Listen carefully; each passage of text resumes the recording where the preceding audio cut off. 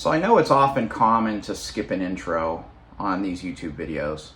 I do it often. We leave chapters so that people can do it. But just today I'm asking you to watch my little 19-second intro.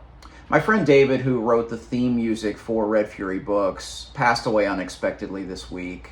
And I think as a tribute to him, it would be nice if I knew that everybody that watched this video did listen to his music. He was a great music educator, a father, a husband. His legacy will live on through his students. He was a music educator for 19 years, and it'll also live on a little bit through this channel. And then after the intro, we'll talk about 10 dystopian and post-apocalyptic novels that I love. Thank you.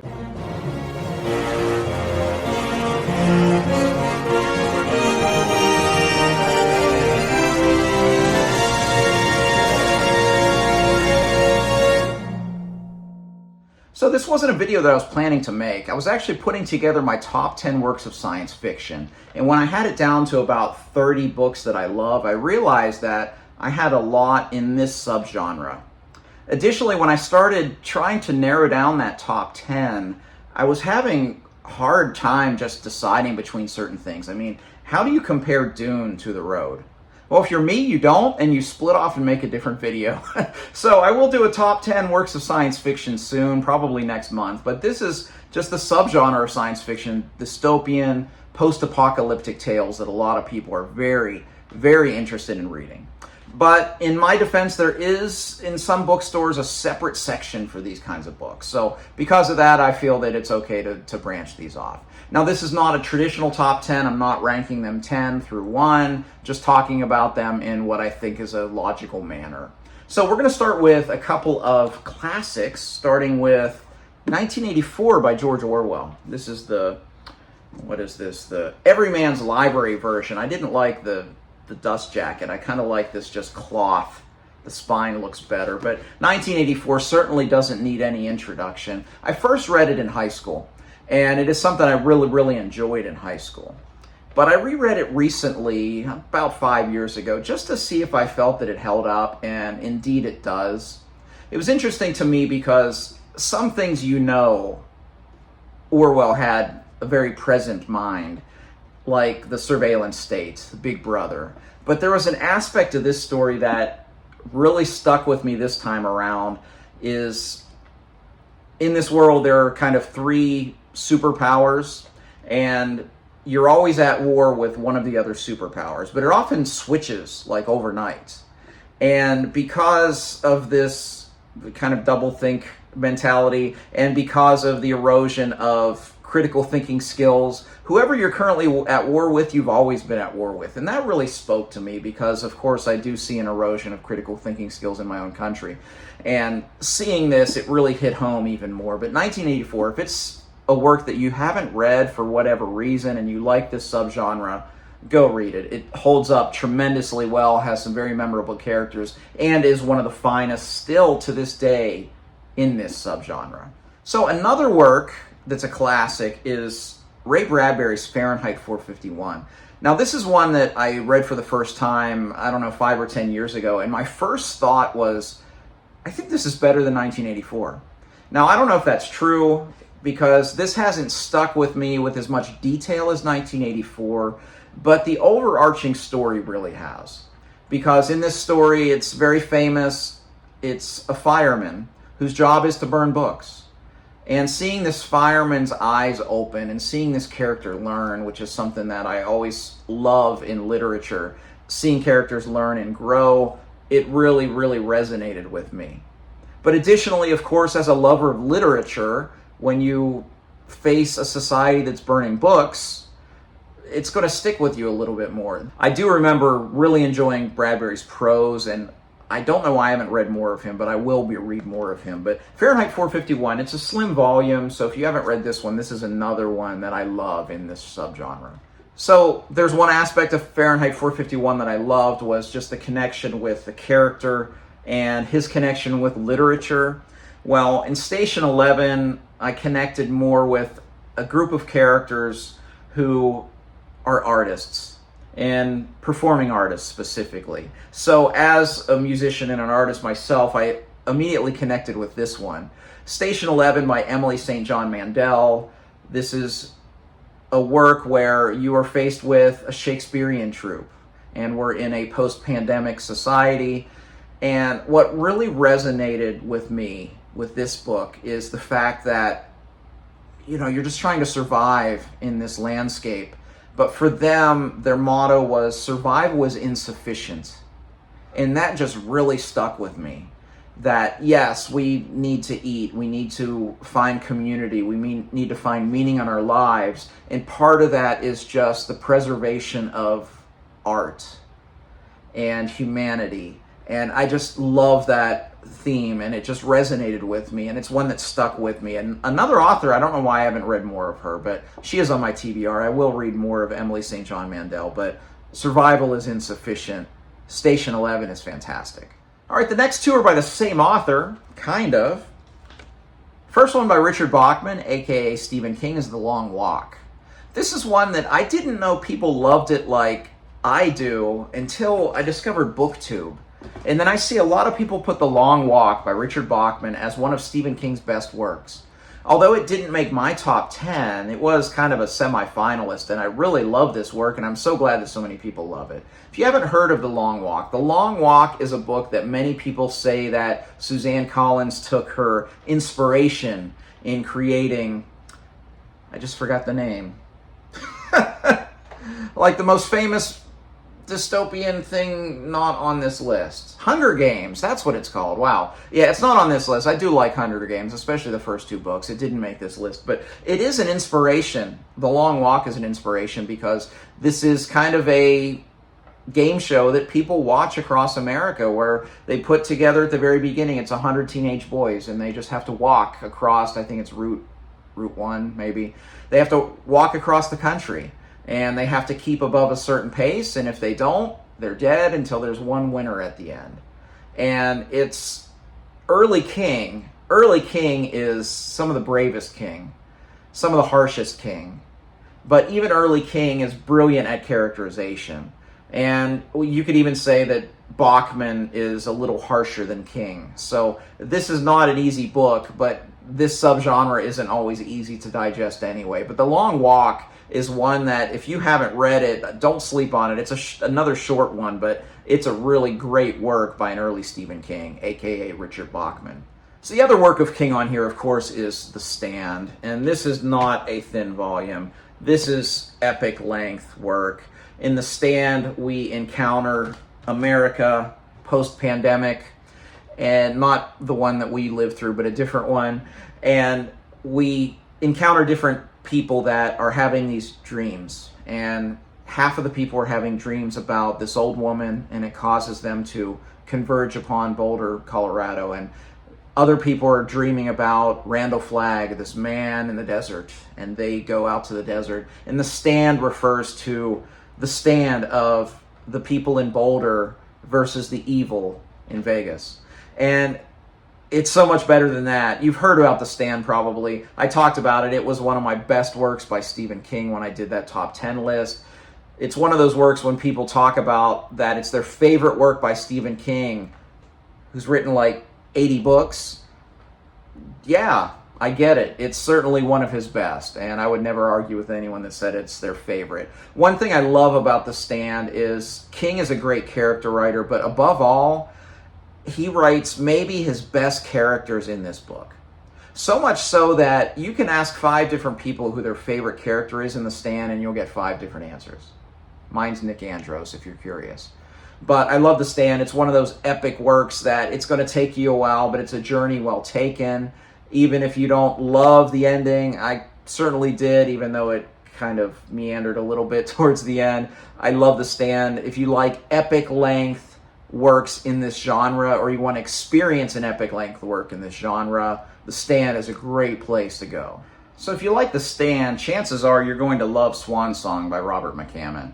This is probably the most recent read. No, this is the most recent read of all the ones on this list, as I read this earlier this year. You often see a lot of parallels to those two books and a lot of comparisons, and I see why, but there are enough differences that you don't have to really compare the two and say that, well, I like this one better than this one, because they are quite different.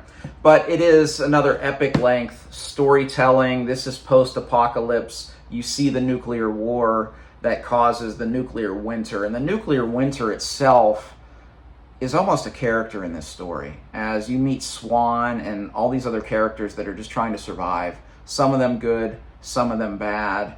It's an epic journey that goes across several years, and it's one that McCammon's really good. This was my first McCammon, but I found myself so moved at the end. I was so surprised when I found myself crying at the end of this book. It's one of those epic survival stories where characters find connection and find purpose, and is just such a beautifully written book. Swan Song's a really good one in this subgenre. So another author that's on here twice is going to be Margaret Atwood, starting with The Handmaid's Tale. This one's pretty popular now because of the adaptation, but I will say I couldn't watch the adaptation. I could read about a lot of the horrific events in this book, but for some reason seeing it on the screen, I just didn't have the stomach to be able to watch that show. But Handmaid's Tale is a dystopian future in America where women are second-class citizens, and the harsh treatment it's hard. It's really hard to read. It's really hard to get through, but I think it's so powerful when you get through the whole book to the end. This is, I've read 3 works by Atwood, and this was the first one, and this is the one that I've read twice. She's a fantastic writer. I will say, though, the second time I read this, I listened to the audiobook, and I'm not one to necessarily recommend an audiobook, but I will recommend this one because this is primarily a first-person narrative by a female narrator, and hearing a talented female voice actor, in the case of the one I listened to, it was Claire Danes, deliver this story. For me, it hit home even harder than the first time, but it's harsh. But this subgenre is pretty harsh, but it is harsh and horrific at times, but it is a very, very powerful book, and I did love the ending. I love the book as a whole. Handmaid's Tale by Margaret Atwood. The other one by Atwood honestly feels a little bit more sci-fi, but I decided to include it here, and that's Oryx and Crake. This is a really weird book. I think the words I used in my review, I read this like 2020, I think, was, what a peculiar book this is. You're encountering a man named Snowman, and that's the only name you know, and there's all these little creatures around, and you realize you're in a post-apocalyptic setting, and then you finally find out the story of Oryx and Crake and how you got there. And this is strange. So if you like some strange in your sci-fi stories or in your post-apocalyptic stories, I can't think of one more odd than this one. This did eventually become a trilogy, but I've talked to folks that have read it and they didn't really care for the last 2 books, so I haven't actually read the rest of them. But this one, when I read it, it was 2020, it made my top 10 for the year, but it's a really hard one to grasp. It's a hard one to talk about because it's so odd. It's not like magical surrealism, like a Murakami book odd, but it's odd in its own ways. And of course it's Atwood, so it's very well written. So if you want something very, very different, this is easily the most unique book on this list. Check out Oryx and Crake. And I'd love for you to come back and let me know what you thought of it if you do read this one. Up next, let's talk about The Passage and the Passage trilogy, its sequels. They are excellent as well, but this first book in particular is one of the finest books in this subgenre. Now, when this came out, it was marketed as a vampire novel, and I guess that's kind of true, but this is more post-apocalyptic fiction, but vampires were big at the time, so they were trying to sell books. But in The Passage, there's kind of a mistake in a lab that creates these super creatures which are like vampires, so that's what causes the apocalypse in here. But this is sprawling, epic. And again, this is volume 1. You could maybe read it as a standalone. The ending of this is amazing. But the trilogy itself is just, I still think that it's Cronin's magnum opus. I just finished The Ferryman last night, and it's fantastic as well. Cronin is an amazing author, but The Passage is incredible. Characterization, storytelling prowess, the world building. This is one that when you read over 100 books a year like I do, there are certain books I just forget. When you only live with a book for a few days, you forget it. But even longer ones that you might live with for a week, sometimes through the passage of time, pun intended, you may forget a lot of the details, but I remember so much of this one. remember the characters, I remember the settings, I remember a lot of the scenes and kind of set pieces. The passage is ridiculously good. If you really love this subgenre and you want a little twist on it, Cronin's a fine writer. Pick this one up if you love it. Second book does sag in the trilogy a little bit, but the third book, in my opinion, stuck the landing extremely well. The Passage and the Passage Trilogy by Justin Cronin. Now, although these are not ranked, if I had to choose my number one, it would be The Road by Cormac McCarthy.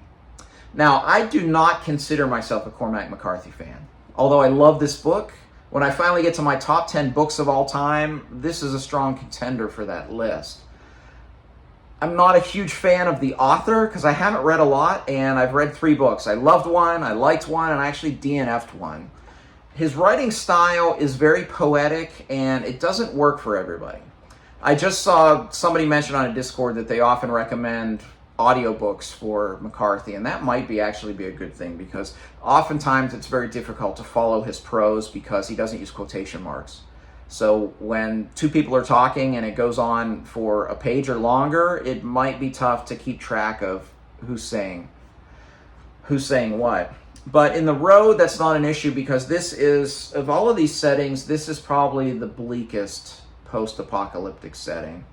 You encounter the man and the boy, and that's the only names you get, and they are just trying to survive. And the landscape is bleak. Much as I mentioned in Swan Song that the nuclear winter is its own character, the landscape here is its own character, and this is bleak, this is harsh, this is tough to read at times. I know a lot of people that have DNF'd, and I understand why. But it's a compelling narrative. It's a work of literature, not just a work of post-apocalyptic fiction.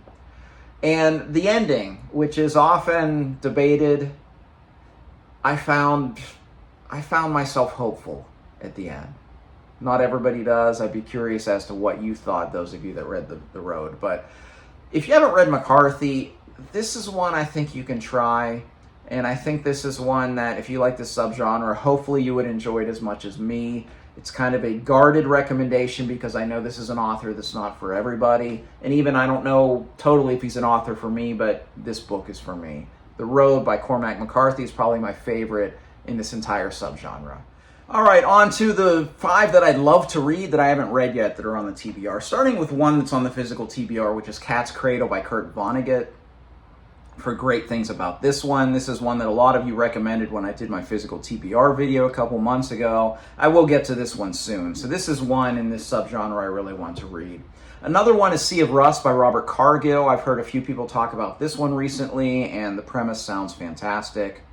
I also want to read Parable of the Sower by Octavia E. Butler. I read her for the first time last year. I read Kindred, and it was fantastic. So immediately this was an author I wanted to read more of, and Parable of the Sower just sounds like it's actually part of a duology. It's the first book of a duology. So I want to read both of those books.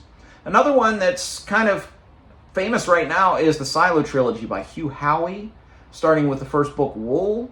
This is popular now because there's an adaptation, which I guess is very, very good. Of course, I always want to read the books first. And this has been on the TBR for quite a long time. Just haven't got to this one next. So that's 4. Number 5, it's up to you. What in this subgenre did I not talk about that you think I would enjoy? I'd love for you to put that in the comments section below. I do love this subgenre of science fiction. It's probably my favorite subgenre of the entire genre, and I definitely want to read more, so I would love to have your recommendations. If you like this video, please like and subscribe. Goodreads, Twitter. Thank you, David, for writing this great music that we're hearing at the end of my video. You will live on through this, as well as through the students you have touched in your lifetime. Thank you for watching. Until next time, goodbye.